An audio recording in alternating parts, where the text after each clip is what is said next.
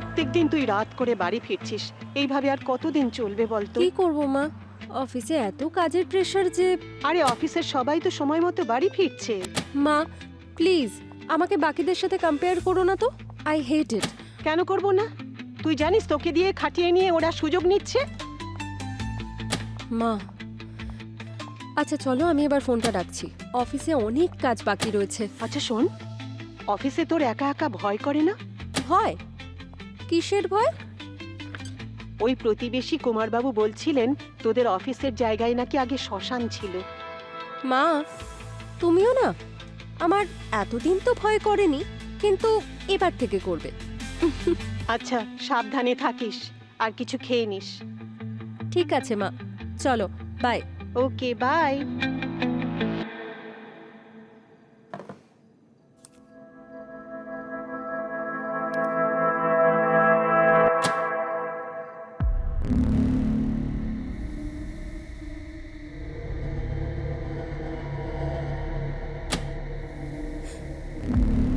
কে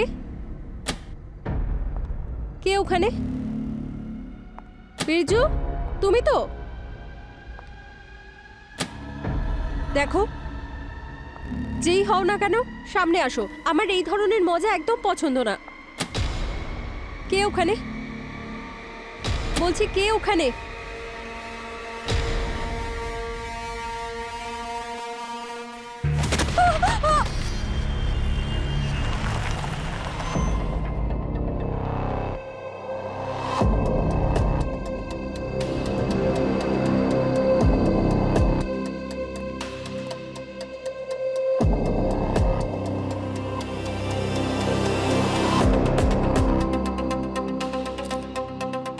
বডির অবস্থা তো দেখছি খুবই খারাপ। হ্যাঁ দেখো, এর দেহে রাইগার মর্টিস কিন্তু শুরু হয়ে গেছে। দেখো এর হাত, হাঁটু, ঘাড় একদম নরম হয়ে গেছে। কি মনে হচ্ছে স্যার আপনার? মৃত্যু কটার সময় হয়েছে? পুরবি এখন বাজে 9টা, আর এর যেভাবে রাইগার মর্টিস দেখতে পাচ্ছিস তা 8-10 ঘন্টা আগে মারা গেছে, মানে অ্যারাউন্ড 12টার সময় রাতে। 12টার সময়? এখানে তো সিসিটিভি ক্যামেরা লাগানো রয়েছে। তাহলে তো আমাদের কাজ আরো সহজ হয়ে গেল স্যার। কাল রাতের 12টার সিসিটিভি ফুটেজ দেখে নি, তাহলেই জেনে যাবো যে ওকে কে মেরেছে। কে সলভ। চলো গিয়ে ফুটেজটা চেক করি।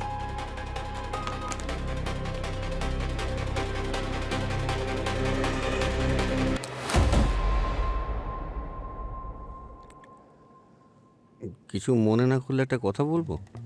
বলো। আপনাদের সিআইডিতে কোনো চাকরি বাকরি আছে গার্ডের? আসলে কি ব্যাপার স্যার, ছোটবেলা থেকে আমার পুলিশে চাকরি করার খুব শখ, আর কপাল দোষে এখানে এসে পড়েছি। আপনি খুব দয়ালু, খুব ভালো লোক স্যার, একটু কথা বলে দেখুন না আমার জন্য। আমি শাহরুখ খানের ওখানেও কাজ করেছি। হ্যাঁ, বায়োডাটা দিয়ে তোমার, তারপর দেখছি। এক মিনিট। এই লাইট অন কি করে হলো নিজের থেকে? হ্যাঁ স্যার, যখনই কোনো লোক এখান থেকে যায় না তো লাইট নিজে নিজেই চালু হয়ে যায়। কি অদ্ভুত ব্যাপার না স্যার? আরে এসব কোনো ম্যাজিক ট্যাজিক না, এটা মোশন সেন্সর টেকনোলজি। পঙ্কজ, এই মোশন সেন্সর লাইট তখনই অন হয় যখনই সামনে থেকে কেউ যায়, কিন্তু এখানে কেউ যায়নি, ব্ল্যাঙ্ক। তাহলে লাইট অন কি করে হলো? স্যার আমি যদি কিছু বলি তাহলে এবার আপনি বকবেন। ভূত প্রেত ছাড়া অন্য কিছু বললে আমি শুনবো। আরে স্যার, কিন্তু বিষয়টা তো তাই। এই বিল্ডিংটা এখানে তৈরি হওয়ার অনেক বছর আগে এখানে একটা শ্মশান ঘাট ছিল স্যার। নিশ্চয়ই কোনো আত্মা। কি বলছেন কি স্যার? আমি তো এই ব্যাপারটা জানতামই না।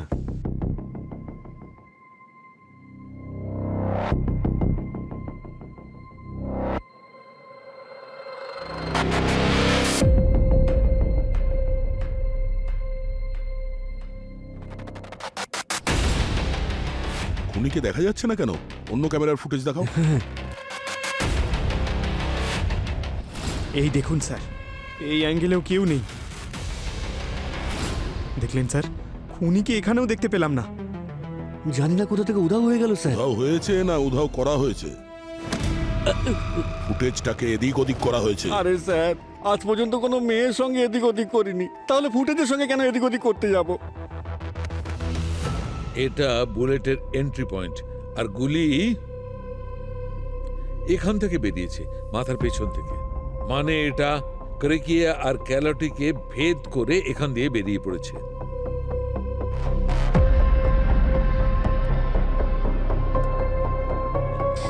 এন্ট্রি পয়েন্ট হচ্ছে গলার নিচে, আর এক্সিট পয়েন্ট মাথার পিছনে, মানে খুনি এখান থেকে সামনেই কোথাও দাঁড়িয়েছিল। গুলি এখান দিয়ে ঢুকেছে আর এখান দিয়ে বেরিয়েছে। স্যার, কেউ গুলি করলে সামনের দিক থেকে করবে, এখান দিয়ে ঢুকে এখান থেকে বেরোনো, ব্যাপারটা অদ্ভুত না? ঠিকই বলেছো, তুমি যেটা বলছো সেটা ঠিকই বলেছো। 90% কেসে এইরকমই ঘটে, কিন্তু আসলে কখনো কখনো যদি সামনে থেকে গুলি করা হয়, গুলি ভেতরে কোনো হাড়ে লেগে পথ পরিবর্তনও করতে পারে। এখানে তো পরিষ্কার দেখতে পাওয়া যাচ্ছে যে গুলিটা নিচ থেকে ওপরে ঢুকেছে আর নিচ থেকে বেরিয়ে মাথা ফুঁড়ে বেরিয়ে গেছে। তার মানে হলো যে খুনি নেহার সামনে নিচে বসেছিল অথবা নিচে শুয়েছিল। নিচ থেকে গুলিটা গেছিল মানে স্যার ট্র্যাজেক্টরির হিসেব অনুযায়ী ওখানে ওপরে ছাদেই কোথাও গুলি থাকা উচিত। 1 মিনিট দাঁড়াও, 1 মিনিট দাঁড়াও। স্যার। পুরবি, হ্যাঁ। ওখান থেকে ফরসেপটা আরে নিয়ে আপনি এসো। কি করছেন কি? আরে পড়ে যাবেন আরে স্যার। পড়বো স্যার, না ভাই। আরে সাবধানে স্যার। আরে সাবধানে। আরে তোমরা তো সবাই আছোই, দাও ভাই।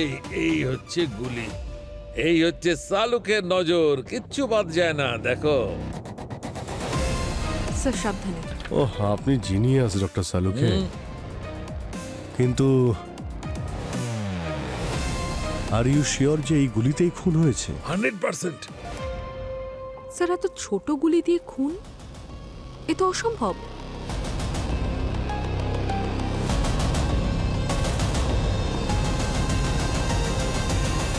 স্যার, এক্ষুনি তো আপনি দেখলেন যে আপনার সামনেই আমি তালাটা খুললাম, তাহলে গন্ডগোল কি করে করবো আমি? পুরো রাত পড়েছিল তোর কাছে গন্ডগোল করার জন্য। আরে স্যার, রাতে তো আমি বাড়িতে নাক ডেকে ঘুমোচ্ছিলাম। রাত্রে এখানে কে ছিল? তুই যদি রাত্রে ঘরে ঘুমোস? ওই স্যার, বিট্টু ডিউটি ছিল রাতে এখানে। এটা কখন বলবে? এক্ষুনি বললাম তো স্যার। নাম্বার দে। এই দেখুন, 36।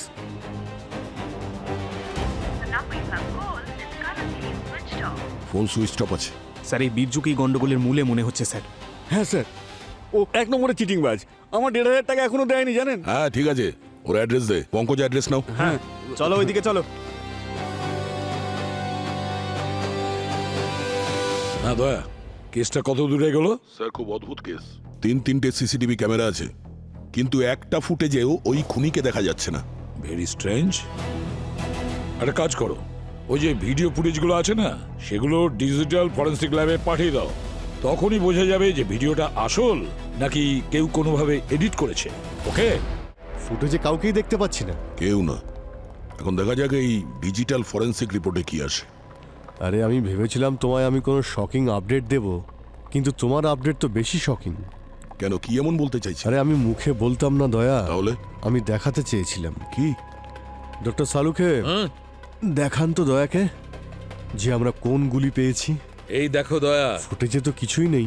এই হচ্ছে সেই গুলি যা দিয়ে মার্ডার হয়েছে। এত ছোট? এটা তো .22 ক্যালিবার শর্ট বুলেট মনে হচ্ছে। হ্যাঁ ভাই, যখন কেউ গুলি চালায় তখন বেশিরভাগই তো .45 বা 9mm এর বুলেট ইউজ করে, কিন্তু এত ছোট বুলেটে কেউ মারা যেতে পারে, খুব মুশকিল মনে আরে হচ্ছে। মুশকিল বটে, কিন্তু অসম্ভব নয়। দেখো, কখনো আমরা ভাবছি এত ছোট একটা বুলেট এত বড় ড্যামেজ করতে পারে না, এখানেই আমরা ভুল করছি। কখনো ছোট্ট একটা বুলেট সফট টিস্যুগুলোতে আঘাত করে অনেক বড় ক্ষতি করতে পারে, যেটার সঙ্গে হয়েছে। স্যার এটাও তো হতে পারে যে বুলেট এটা না অন্য কোনো গুলি। এর যে এন্ট্রি মুডটা আছে না, খুব ছোট 7mm, এইটাই সেই গুলি। ঠিক আছে স্যার, মেনে নিচ্ছি যে এই বুলেটেই এ মারা গেছে, কিন্তু এই বুলেটটাকে এত ড্যামেজ করার জন্য তো খুনিকে একদম কাছ থেকে ফায়ার করতে হয়েছে। তুমি একদম ঠিক বলছো, একদম কাছ থেকেই মেরেছে। হতে পারে একদম ঠেকিয়ে গুলি করেছে। হ্যাঁ, কিন্তু এটা কি করে সম্ভব? ওখানে ফুটেজে তো দূর থেকেও কাউকে গুলি চালাতে দেখা যাচ্ছে না, আর আপনি বলছেন কাছ থেকে গুলি মেরেছে। দেখো, এইটাই সেই গুলি, আর একে এই গুলিটা আমার সায়েন্সের হিসেবে 3 মিটার দূর থেকে মেরেছে। কিন্তু ডক্টর 3 মিটার তো দূরের কথা, 10 মিটারের মধ্যেও কাউকে দেখা যাচ্ছে না। আরো একটা কথা, গুলি লাগার ঠিক আগের মুহূর্তে নেহা সামনের দিকে দেখছিল, যেখানে গুলি ওর নিচ থেকে লেগেছে। এন্ট্রি পয়েন্ট তো নিচে দেখাচ্ছে, তাহলে তো নিচে দেখা উচিত ছিল। আরে আরে 1 মিনিট, এই ঝামেলাটা আমি এক্ষুনি মিটিয়ে দিচ্ছি। অভিজিৎ, এদিকে এসো।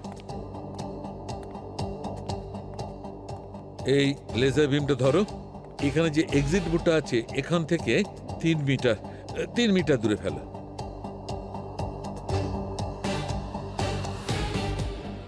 এক, দুই, তিন।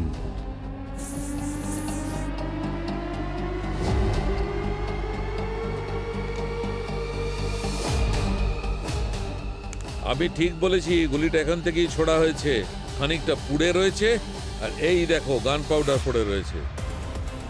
খুন এখানে হয়েছে অফিসে, তার মানে খুনি অফিসেরই কেউ হতে পারে।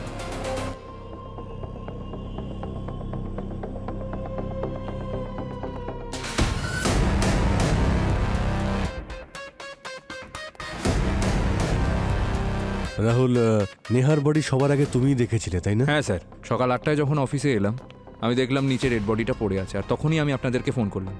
আর আপনাদের মধ্যে কেউ কোনো জিনিসে হাত দেননি তো ক্রাইম সিনে? আপনি ওই নেহার টিমে ছিলেন? হ্যাঁ স্যার। আর কে কে আছে আপনার টিমে? স্যার এই মহুল রয়েছে আর শ্রুতি রয়েছে। আর আপনারা এখানে ঠিক কি কাজ করেন? স্যার, আমাদের একটা সফটওয়্যার কোম্পানি আছে। আমরা আমেরিকার একটা মেডিকেল কোম্পানির হয়ে প্রস্থেটিক আর্মস বানানোর জন্য কোডিং করি। আর ওয়ার্কিং আওয়ার্স কতক্ষণ আপনাদের? স্যার 12 ঘন্টার শিফট হয়, সকাল 8টা থেকে রাত 8টা পর্যন্ত। নেহার খুন রাত 12টার সময় হয়েছে। এত রাতে ও এখানে কি করছিল? ম্যাম, আমরা তো 8টার সময় বেরিয়ে যেতাম, কিন্তু ও বেশিরভাগ দিন রাত জেগে কাজ করতো। তাহলে আপনি বলতে চাইছেন কাল রাত 12টার সময় নেহা ছাড়া এখানে আর কেউই ছিল না? না স্যার। আপনাদের মধ্যে কেউ কি কালকে রাত এখানে 12টার সময় কোনো কাজ করতে এসেছিল? না স্যার। কিন্তু কেউ তো ছিল এখানে যে নেহাকে খুন করেছে। আর সে কোনো অফিসারই কেউ, কারণ ভিতরে ঢোকা এতটাও সহজ নয়। এই সমস্ত লক পাসওয়ার্ড প্রোটেক্টেড।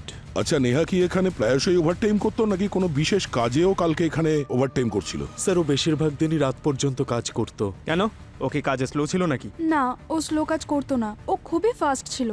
কিন্তু সুজিত স্যার ওকে খুবই এক্সট্রা কাজ দিত।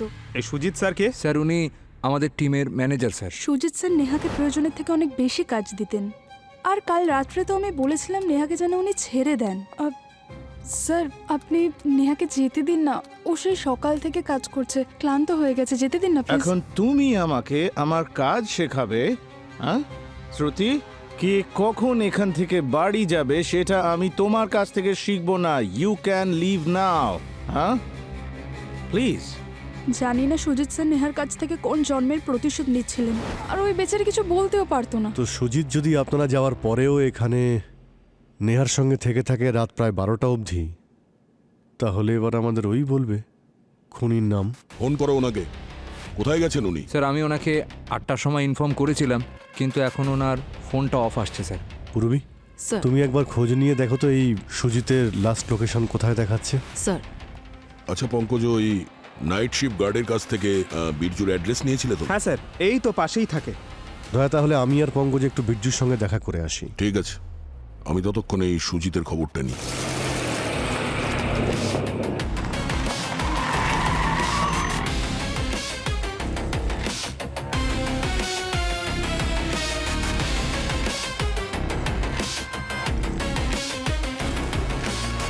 আরে এই বীরজু তো দেখছি খুব শিয়ানা স্যার। আমাদের এখানে আসার আগেই তালা দিয়ে চলে গেছে। কিন্তু এত তাড়াতাড়ি পালিয়ে গেলই বা কোথায়? ফোনের লোকেশন তো এখানেই দেখাচ্ছিল। হ্যাঁ স্যার, লোকেশন তো এটাই ছিল, কিন্তু ওকে তো এখন ফোনে পাচ্ছি না স্যার। আরে স্যার, একটা আওয়াজ আসছে।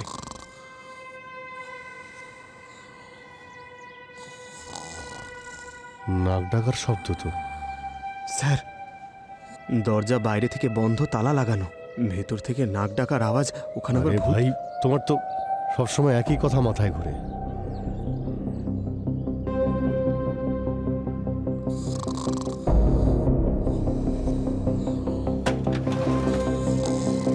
এই শোনো, ভিতর থেকে নাক ডাকার শব্দ আসছে। যাও ভিতরে গিয়ে ঢুকে দেখো। স্যার স্যার, খুব ভয় লাগছে স্যার, ওকে তো দেখাও যায় না। আর আরে তুমি বারবার একই কথা কেন বলো? এটা কোনো আত্মার শব্দ নয়, একটা লোক নাক ডাকছে। ভিতরে গিয়ে দেখে আছো তুমি? স্যার, এই এরিয়াটা খুব বিপজ্জনক। এখানকার লোকজন আমাকে চোর মনে করে খুব পেদাবে স্যার। আমাকে কেন বিপদে ফেলছেন ভাই, আপনি? আমি তো আছি এখানে, তুমি যাও ভিতরে, আমি দেখছি। যাও।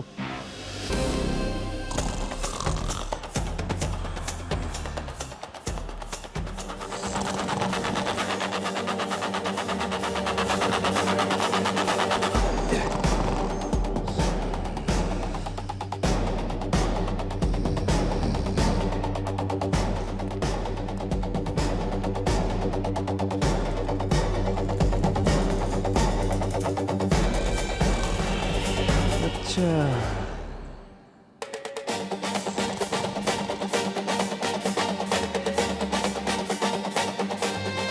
নাক ডেকে ঘুমোচ্ছে। স্যার, হ্যাঁ ভেতরে দেখুন নাক ডেকে ঘুমোচ্ছে। বীর্য, চন্দ্রা, তুমি আমাকে ছেড়ে কেন চলে যাও?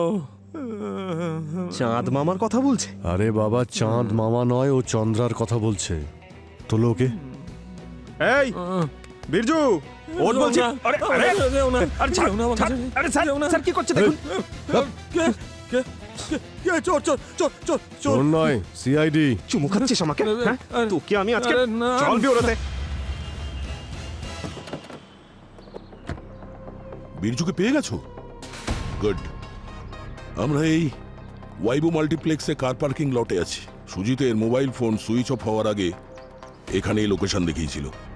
ঠিক আছে, আমি তোমাকে পরে ফোন করছি, ওকে? স্যার, সুজিতের ফোন বন্ধ হয়েছে সকাল 8টার সময়। এখন তো 11টা বাজে। স্যার, 3 ঘন্টার মধ্যে তো ও শহর ছেড়ে বেরিয়ে গেছে। এটাও তো হতে পারে যে ও নিজের গাড়ি নিজের সাথে নিয়ে যায়নি, এখানেই কোথাও পার্ক করে চলে গেছে। গাড়ির নম্বর কত? স্যার, 8959, মেরুন রঙের ব্যাগসটা।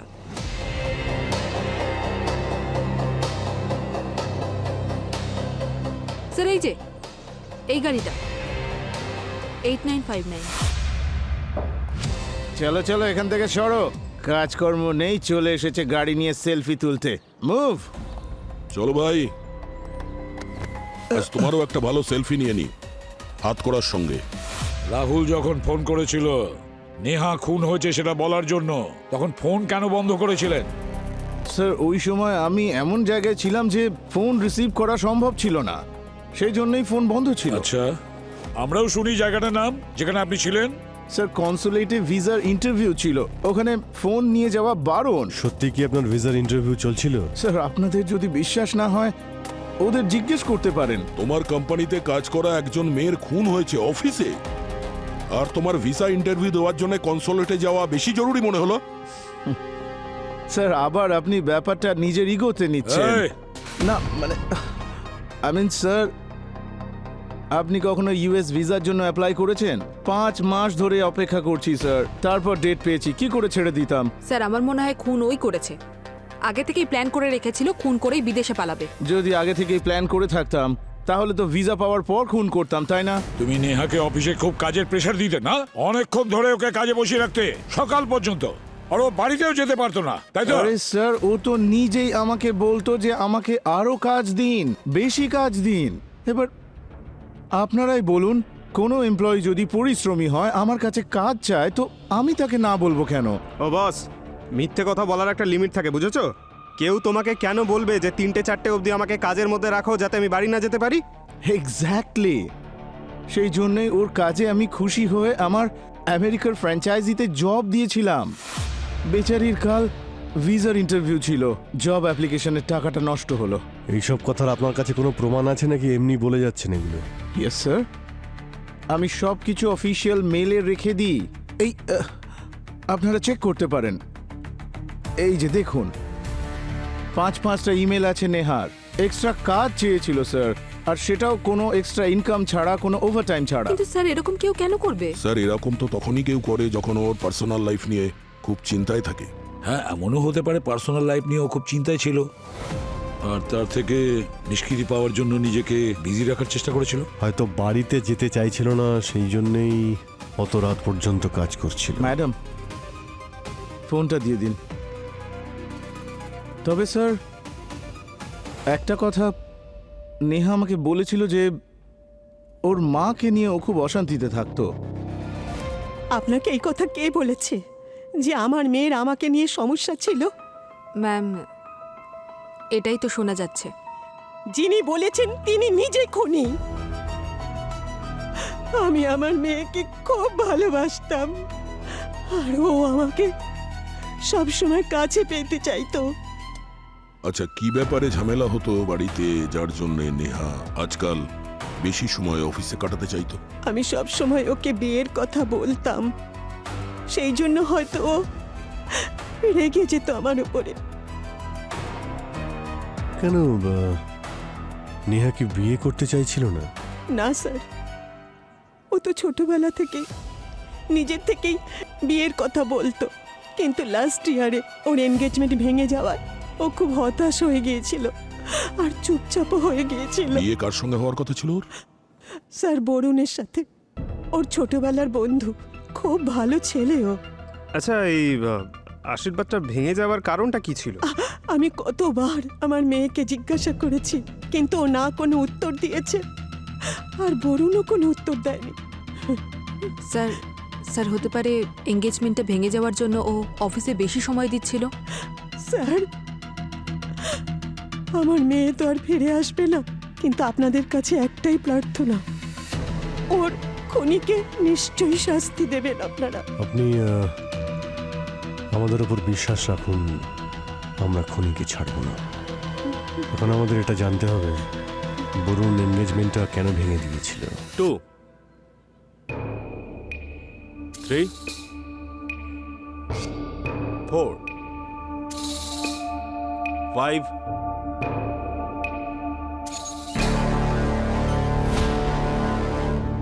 আসুন স্যার, আপনারাও কি এখানে যোগা শিখতে এসেছেন নাকি? না না, আমরা এখানে যোগা শিখতে আসিনি, আমরা কিছু কথা বলতে এসেছি। আমরা সিআইডি থেকে। সিআইডি? তোমরা 5 মিনিটের একটা ব্রেক নাও, তারপরে ক্লাস কন্টিনিউ করো।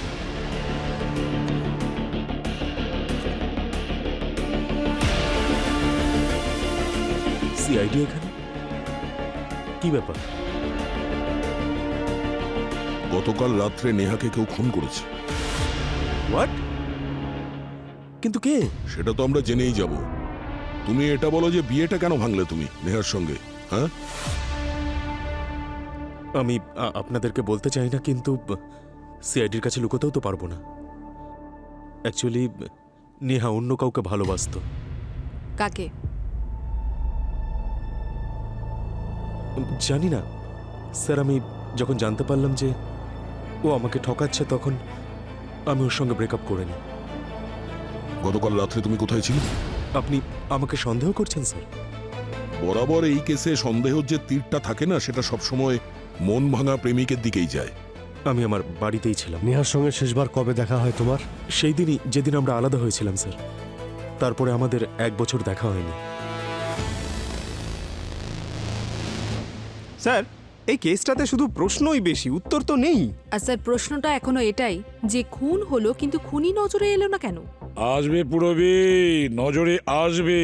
এই ফুটেজের রহস্য তখনই জানতে পারবো যখন ডিজিটাল ফরেন্সিক রিপোর্ট এসে যাবে। পঙ্কজ, ওই বিরজুকে নিয়ে এসো। স্যার, স্যার এই সাসপেক্টদের মধ্যে আপনি কাউকে সন্দেহ করছেন? পুরবি, আমাদের কাছে না আছে কোনো প্রকৃত প্রমাণ, না কোনো উইটনেস। হ্যাঁ স্যার, এই সময় কাউকে সন্দেহের জায়গায় রাখা তাড়াহুড়ো হয়ে যাবে। এবার দেখি এই বীরজু আমাদের কি বলে। দেখাই যায়। স্যার, বীরজু। বীরজু, এদিকে আসো, এখানে বসো। বসো এখানে। ঘুম ভেঙেছে নাকি? আদা চা করে খাওয়াবো একটু। আরে না স্যার, স্যার আমাকে ছেড়ে দিন না স্যার। নেহা ম্যাডামকে আমি মারিনি স্যার। তাহলে কে মেরেছে? জানি না স্যার। নেহা ম্যাডাম সেই রাতে ডিউটিতে ছিল না, আর গার্ডের ডিউটিতে তুমি ছিল তো। কিন্তু তুমি থাকতে খুন হলো কি করে ওখানে? স্যার আমি তো তাকিয়ে বসেছিলাম সিসিটিভি মনিটরের দিকে, আর অফিসে তো কেউ ঢুকেইনি স্যার। কেউ তো ঢুকেছিল, সেই জন্যই তো নেহার খুন হয়েছে। কটার সময় ডিউটি শেষ হয় তোমার? সকাল 6টার সময়। আর নেহা ম্যাডাম অফিস থেকে কখন বের হন? ওই ধরুন 3:30 4টের সময়। কিন্তু ও যখন ওই সময় বেরোয়নি বাড়ি যাওয়ার জন্য, তাহলে তুমি সন্দেহ করনি? আমার মনে হয়েছিল হয়তো কাজ বেশি আছে, সেই জন্য উনি বাড়ি যেতে পারেননি। যে অটোওয়ালা নিতে আসে সেও এসে অপেক্ষা করে চলে গিয়েছিল। তাহলে নেহা ম্যাডাম অটোতে আসা যাওয়া করতো অফিসে? হ্যাঁ স্যার, একজন ফিক্সড অটোওয়ালা ছিল। তাহলে ওই ফিক্সড অটোওয়ালার রেজিস্ট্রেশন নাম্বার তোমার কাছে নিশ্চয়ই আছে? হ্যাঁ স্যার। এই তো, ভেরি গুড।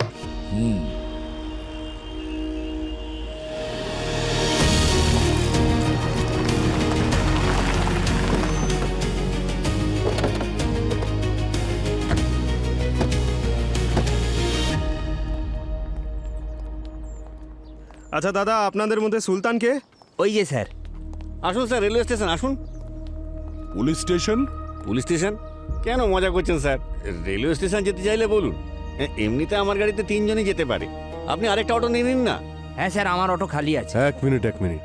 এক কাজ করো, তুমি আমাদের গাড়িতে ওঠো, ওখানে অনেক জায়গা রয়েছে। আপনারা কে বলুন তো? আমরা তারা যাদের নাম শুনলে অপরাধ করা কমে যায় আর অপরাধী কাঁদতে শুরু করে। সিআইডি। সিআইডি? আমি কি করেছি স্যার? রোজ রাতে তুমি আরবিএস কোম্পানি থেকে এই মেয়েটাকে বাড়িতে ছাড়তে যেতে, তাই না? হ্যাঁ স্যার, কিন্তু কাল যায়নি স্যার। অপেক্ষা করতে থাকি, কিন্তু উনি ফোন তুললেন না আর অফিসের গেটেও আসলেন না। ওটা এই কারণে যে গতকাল রাত্রে কেউ ওই মেয়েটাকে খুন করে দিয়েছে। ফোন করেছে?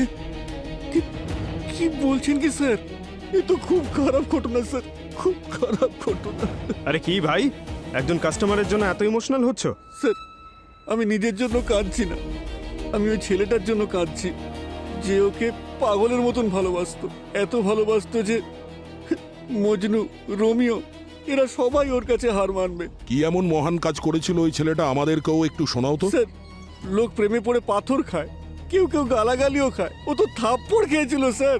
নেহা ম্যাডামের হাতেও 15-20টা চড় খেয়েছিল স্যার। তার মানে নেহা ওই ছেলেটাকে মেরেছিল? হ্যাঁ স্যার। এক মিনিট, তুমি একটু ভালো করে বুঝিয়ে বলো তো। স্যার, আমি রোজ রাত্রি 3:30টার সময় নেহা ম্যাডামকে অফিস থেকে বাড়ি ছাড়তাম, আর এই ছেলেটা রাস্তার ধারে পাগলের মতন অপেক্ষা করতো। রাস্তায় কোথায়? ওই এমআই রোডের সিগন্যালের কাছে, হাতে লাল গোলাপ নিয়ে স্যার। প্রত্যেকদিন স্যার, শুধু এই আশায় স্যার যে নেহা ম্যাডাম কখনো না কখনো ওকে মেনে নেবে আর তার দেওয়া গোলাপ ফুলটা সে স্বীকার করবে। প্রথম নেহা ম্যাডাম ওকে রোজ চড় মারত। প্রতিদিন রাত্রে ওই চড়ের আওয়াজ সারা এলাকায় শোনা যেত। ও রোজ হাসতে হাসতে চড় খেয়ে নিত? হ্যাঁ স্যার। একবার ভাবুন, নেহা ম্যাডামের মৃত্যুর খবর শুনে ওর কি অবস্থা হবে। নাম কি ছিল ওই ছেলেটার? স্যার, তা তো জানি না। মুখটা তো মনে আছে? না স্যার, আজকাল তো সব ছেলেকে হিরোর মতন দেখায়। আচ্ছা, তোমাকে কিছু ছবি দেখাচ্ছি, দেখো তো এদের মধ্যে কেউ কিনা। পঙ্কজ, এই দেখো।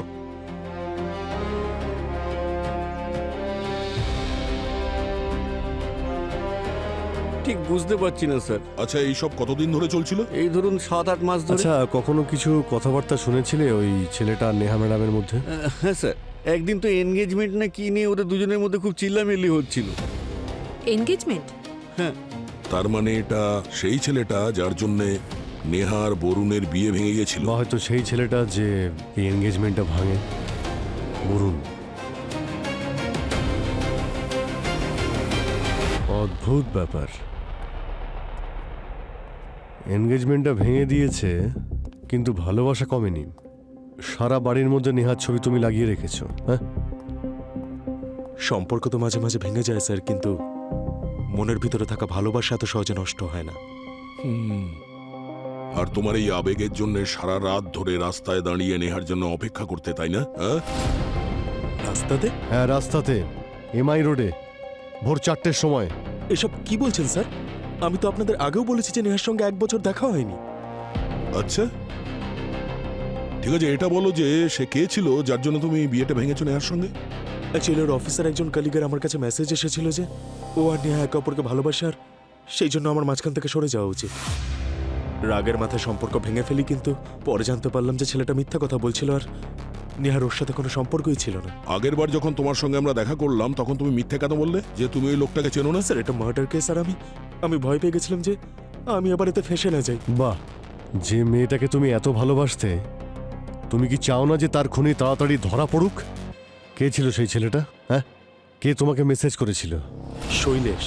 ভেরি গুড অফিসার, এই প্রথমবার আপনাদের সন্দেহের তীর সঠিক ব্যক্তিকে আঘাত করেছে। তাহলে আপনারা সবাই মনে করেন যে শৈলেশই মেরেছে ওকে? অফকোর্স। কোথায় সে? এখানে গল্পে একটা টুইস্ট আছে অফিসার। ও এই কোম্পানিতে কাজ করে না। ইনফ্যাক্ট 1 বছর আগে আমি ওকে চাকরি থেকে বরখাস্ত করেছিলাম। কেন? ও কি ঠিক করে কাজ করতো না নাকি? No, he was outstanding. নিজের কাজও খুব ভালো করে করতো। আমরা আমেরিকাতে যে সমস্ত প্রস্থেটিক সাপ্লাই করি সেগুলো ওই ডিজাইন করেছিল। তাহলে ওকে কাজ থেকে বার করার কারণ? স্যার, ও নেহার পেছনে পড়েছিল। নেহার এঙ্গেজমেন্ট ভাঙার পেছনে ওরই হাত ছিল। তোমার সাহস কি করে হলো এই মেসেজটা আমাকে পাঠানোর? আমি তোমাকে কোনো মেসেজ পাঠাইনি। এই দেখুন, এটা ওরই নাম্বার তো। পড়ে শোনাচ্ছি। নেহা ডার্লিং, তোমার এঙ্গেজমেন্ট ভেঙে গেছে, সেটার জন্য আমার খুবই খারাপ লাগছে। যেই খুশি তোমার ফিয়ান্সে তোমায় দিতে পারিনি, সেটা আমি তোমায় দেব। পার্টির পরে তুমি আমার রুমে এসে দেখা করো। ওহ মাই গড! তোমার সাহস কি করে হয় একজন কো ওয়ার্কারের সঙ্গে এই ধরনের অসভ্যতা করা? স্যার আমি কোনো মেসেজ পাঠাইনি স্যার, প্লিজ ট্রাস্ট মি। কাল থেকে তুমি অফিসে আসবে না Shailesh. You coward, get lost. কথাটা শুনুন sir. Get lost. Guys, party is over. এত কিছু হয়ে গেছে আর আমাদেরকে এই কথাটা বলার প্রয়োজন মনে করেননি? স্যার ওর কাছে তো কোম্পানির অ্যাক্সেসই নেই, তাহলে ও কোম্পানিতে ঢুকবে কি করে? না না শ্রুতি, এখানকার পুরো সিকিউরিটি সিস্টেম ওই ডিজাইন করেছিল। তাহলে তো ও খুব সহজেই হ্যাকও করতে পারে। এই শৈলেশের সমস্ত ডিটেলস চাই। Okay officer. হ্যাঁ স্যার, এইটাই তো সেই পাগল প্রেমিকটা। আরে তুমি এখন কি করে একবারে চিনলে? তখন তো আমাদের বললে যে সবার মুখ নাকি তোমার একই মনে হয়। মুখ দেখে চিনিনি স্যার, ওর এই গোল্ডেন চকচকে ঘড়িটা রাতেও খুব চকচক করতো স্যার, যেমন ছবিতে দেখা যাচ্ছে। আচ্ছা ঠিক আছে সুলতান, তুমি যাও, প্রয়োজন পড়লে আবার ডাকবো। আসি স্যার। হ্যাঁ স্যার এটা তো কনফার্ম যে ওই লোকটা শৈলেশ ছিল। কিন্তু শৈলেশ তো এভাবে উধাও হলো যেন গাধার মাথা থেকে শিং। ওর অ্যাড্রেস, ফোন নাম্বার সব চেঞ্জ হয়েছে না? হ্যাঁ স্যার, ওকে জব থেকে বের করে দেওয়ার পর একেবারে আন্ডারগ্রাউন্ড হয়ে গেছে, কোনো খোঁজই পাওয়া যাচ্ছে না। ঘটনাটা যাই হোক না কেন, নেহাকে খুন ওই শৈলেশই করেছে। নেহা ওর ভালোবাসাকে রিফিউজ করেছিল। স্যার এখনো পর্যন্ত তো মিস্ট্রি একই জায়গাতে রয়েছে। এই শৈলেশকে আমরা খুঁজে কেন পাচ্ছি না? Hello, I doctor Hermann from digital technologies. Mister Hermann, এই ফুটেজটাকে এডিটিং করা হয়েছে তাই না? স্যার আমরা ফুটেজটা খুব ভালোভাবে চেক করেছি, আর এর সাথে কোনো রকম এডিটিং করা হয়নি স্যার। এটা একদম অরিজিনাল ফুটেজ স্যার। আমার তো মনে হচ্ছে এটা কোনো আত্মা করেছে। এখানে নিশ্চয়ই কোনো ইনভিজিবল লোক রয়েছে। পঙ্কজ, তুমি আবার শুরু করেছো? মিস্টার হারমান, আমরা এই ফুটেজ আরেকবার চেক করতে চাই। Sure sir. হারমান, তুমি এখানে এই নেহার সামনেটা জুম করো তো, ঠিক পায়ের কাছটায়। স্যার এতটা জুম করলে গ্রেনসের কারণে ফুটেজ ঠিক করে দেখতে পাবেন না স্যার। কিন্তু আপনার কাছে কোনো সফটওয়্যার বা টুল আছে তো, যেটা দিয়ে জুমড ইন ফুটেজকে আরো পরিষ্কার করা যায়? স্যার আপনি ঠিকই বলেছেন, কিন্তু 100% এফেক্টিভ নয়। তাও চেষ্টা করে দেখতে পারি স্যার।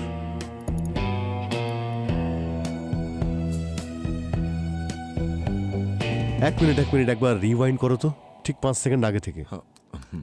স্যার। হ্যাঁ হ্যাঁ হ্যাঁ হ্যাঁ অভিজিৎ, কোন একটা মুভমেন্ট হচ্ছে ফ্লোরে, সার্কুলার মুভমেন্ট দেখো।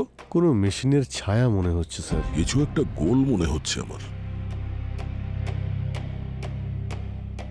ফ্ল্যাশ, তার মানে এখান থেকে বুলেট চলেছে। এবার এই অদৃশ্য খুনির রহস্য অল্প অল্প বোঝা যাচ্ছে। অনেক লম্বা প্ল্যানিং করেছিল। এমন একটা ডিভাইস বানিয়েছে যাতে বন্দুক ফিট করা যায়। আর এমন ভাবে করেছে যাতে কারোর চোখে না পড়ে। খুব ভেবে চিন্তেই ওটা সেট করেছিল। কিন্তু স্যার বুলেট তো গান দিয়েই চলে স্যার, আর এটা তো একটা মেশিন। আর এই মেশিনটা শেপও তো কোনো গানের মতো নয়। পঙ্কজ, বুলেট গান থেকেই বেরোয়, কিন্তু গান অন্য ডিভাইসেও ফিট করা যায়, তাই না? এই ডিভাইসের যে মুভমেন্ট হচ্ছে আর এর সাইজটা দেখে মনে হচ্ছে যে এটা কোনো রোবোটিক ভ্যাকুম ক্লিনার, যেটা দিয়ে মেঝে পরিষ্কার করা হয়। মানে স্যার, আমরা মাথা চুলকোচ্ছিলাম খুনি এলো কি করে আর গেল কি করে, আর এই মেশিনটা নিজের কাজ করে বেরিয়ে গেল। এই জন্যই আমরা ওখানে গান পাউডার পেয়েছিলাম, মানে ক্রাইম সিন থেকে। স্যার তার মানে ফ্লোর ক্লিনার ফ্লোরের সঙ্গে ক্যামোফ্লেজ হয়ে গিয়েছিল, সেই জন্যই নেহা দেখতে পায়নি। আর ওই ফ্লোর ক্লিনারের মুভমেন্টের জন্য উপরের লাইটটা অন অফ হচ্ছিল, মোশন সেন্সর, তাই ও সামনের দিকে দেখছিল। তবে এই খুনি খুব ব্রিলিয়ান্ট ইন্টেলিজেন্ট লোক। ও এমন একটা ডিভাইস বানিয়েছে যেটা ভ্যাকুম ক্লিনার দিয়ে গুলি চালাতে পারে। এরকম ডিভাইস তো সেই বানাতে পারে যে একজন ব্রিলিয়ান্ট ইঞ্জিনিয়ার। ব্রিলিয়ান্ট ইঞ্জিনিয়ার যে ইউএস এর জন্য প্রস্থেটিক বানিয়েছিল শৈলেশ। স্যার আমাদের শৈলেশকে ধরতে হবে, অ্যারেস্ট করতে হবে, তাহলেই কেস সলভ স্যার। পঙ্কজ, তোমার শৈলেশের অ্যাড্রেসটা মনে আছে? সেটা খুঁজতে হবে স্যার। হ্যালো, হ্যাঁ কোথায়?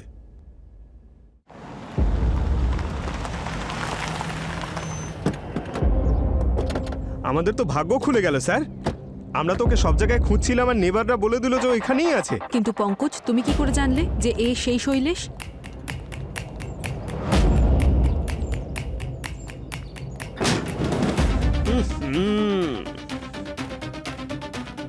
প্রতিবেশীরা ঠিকই বলেছিল, এখানে নিশ্চয়ই বড় কিছু একটা হয়েছে।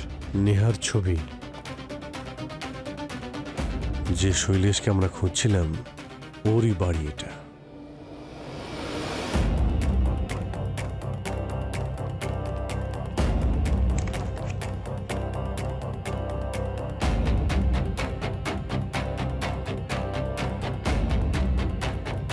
দয়া, ও নো,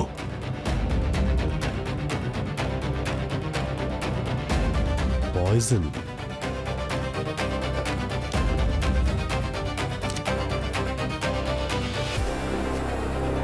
সুইসাইড নোট। আমি নেহাকে খুব ভালোবাসি, কিন্তু ও আমাকে একদম ভালোবাসে না। এই জীবন কোনো কাজেরই নয়, তাই ওকেও মেরে দিচ্ছি আর আমিও মরছি। আশা রাখছি পরের জন্মে আমরা একসাথেই থাকবো। পাগল প্রেমিকের প্রেম একটু বেশি বেড়ে গেছিল স্যার। ও প্রথমে নেহাকে মেরে ফেললো আর নিজেই মরে গেল। ভালো করে বাড়িটা তল্লাশি নাও, দেখো কিছু পাওয়া যায় কিনা।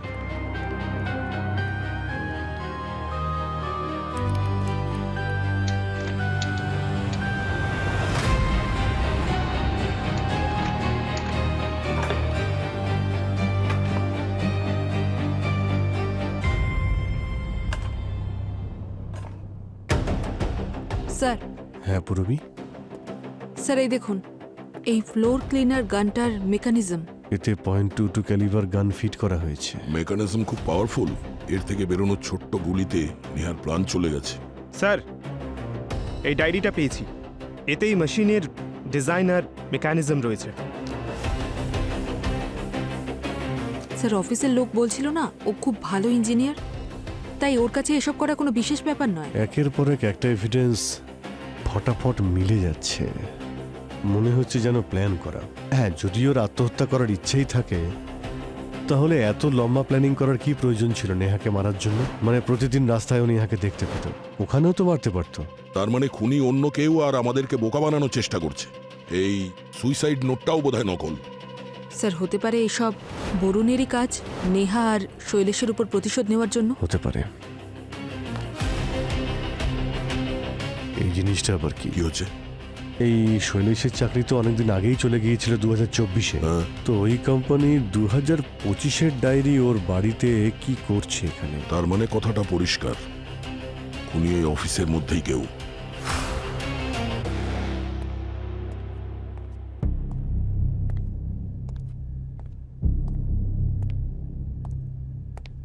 আপনারা তো আমাদের কোম্পানিকে লাটে তুলে দিতে চাইছেন। আরে কেসটাও তো সলভ হয়ে গেছে, কিন্তু আপনাদের শান্তি হয় না।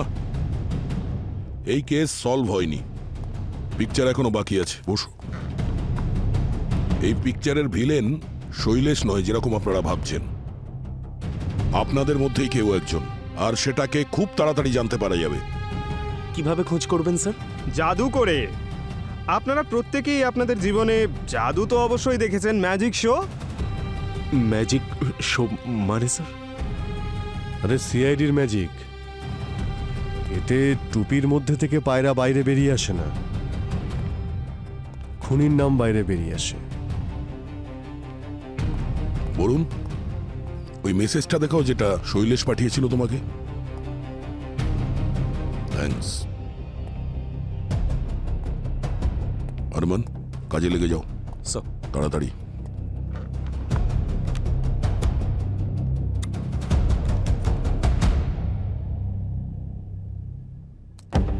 স্যার, এই মেসেজগুলো শৈলেশ নিজের নাম্বার থেকে তো পাঠিয়েছে, কিন্তু এই মেসেজগুলো নিজের ফোন থেকে পাঠায়নি স্যার। কোনো সফটওয়্যার ইনস্টল করে মেসেজগুলো কম্পিউটার থেকে পাঠানো হয়েছে স্যার।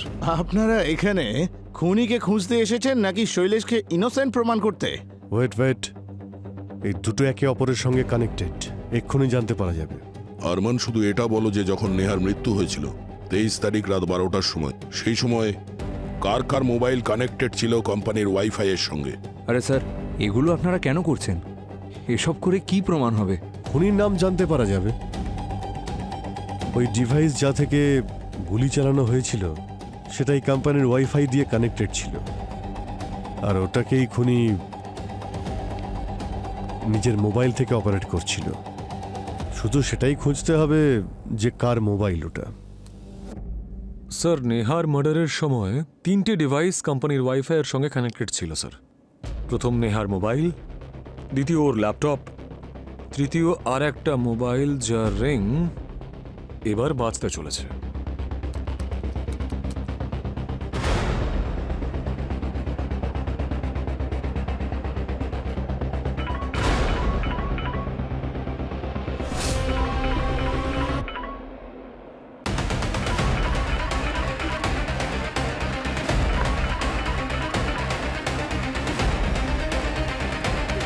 পালিয়ে যাবেটা কোথায়? ক্লাইম্যাক্সটা এখনো বাকি আছে। হ্যাঁ হ্যাঁ, আমি নেহাকে খুন করেছি। আমি ওর থেকে বেশি ইন্টেলিজেন্ট ছিলাম, আমি ওর থেকে বেশি ট্যালেন্টেড ছিলাম, কিন্তু সব প্রজেক্ট ওই সুজিত ওই নেহাকে দিয়ে দিত। ব্যাস, শুধু এই ব্যাপারটার জন্য তুমি নেহাকে মেরে ফেললে? আরে তুমি তো সুজিতকে বোঝাতে পারতে। চেষ্টা করেছিলাম আমি, কিন্তু ও বোঝার জন্য তৈরিই ছিল না, উল্টে আমাকে ইনসাল্ট করতো। স্যার, আমি না প্রস্থেটিক আর্মের নিউ আপডেটেড ভার্সন তৈরি করেছি, যেখানে এআই ফিচারও রয়েছে। সত্যি কোম্পানি শুধু ডিজাইন নিয়ে চলে না, বিজনেস সেন্স বোঝো তুমি? বিজনেস আসলে কি? ধান্দা। টাকা কামাতে গেলে যা করতে হয়। এই সমস্ত ফালতু আইডিয়া নিয়ে আমার কাছে আর তুমি আসবে না। লিভ নাও। এক দেশে দুজন রাজা থাকতে পারে না, আর নেহার থাকাকালীন আমার উন্নতি অসম্ভব ছিল। তো তুমি অনেক বড় প্ল্যানিং করেছিলে নেহাকে অফিস থেকে বের করার জন্যে। বরুণকে নকল মেসেজও পাঠিয়েছিলে না? আমি ভেবেছিলাম যে বরুণ এই ঘটনার পর ওকে কাজ করতে দেবে না, কিন্তু সব উল্টো হলো। ও তো নেহার সাথে সম্পর্কটাই ভেঙে দিল। আর সেই ভাঙা সম্পর্ক থেকে বেরিয়ে আসার জন্য ওই নেহা বেচারি অফিসে আরো টাইম স্পেয়ার করছিল, কাজ করতো লেট নাইট পর্যন্ত। আর আমার প্ল্যানে জল ঢেলে দিল। আর এরপর তুমি আর একটা চাল চেলেছিলে। এরপরে তুমি শৈলেশের মোবাইল থেকে বরুণকে না ডিরেক্টলি নেহাকে মেসেজ করেছিলে। শৈলেশ আমার ভালো বন্ধু ছিল। আমি জানতাম যে শৈলেশ নেহাকে পছন্দ করত, আর আমি শৈলেশের মনে এই মিথ্যে ধারণা তৈরি করেছিলাম যে নেহা ওকে পছন্দ করত। কিন্তু ওরা দুজন যদি এক হতো তাতে তোমার কি লাভ হতো? যদি ওরা একে অপরকে ডেট করতো তাহলে সেটা কোম্পানির পলিসির এগেনস্টে হতো, আর তারপর নেহাকে চাকরি থেকে বের করে দিত। কিন্তু ব্যাপারটা হয়েছে উল্টো।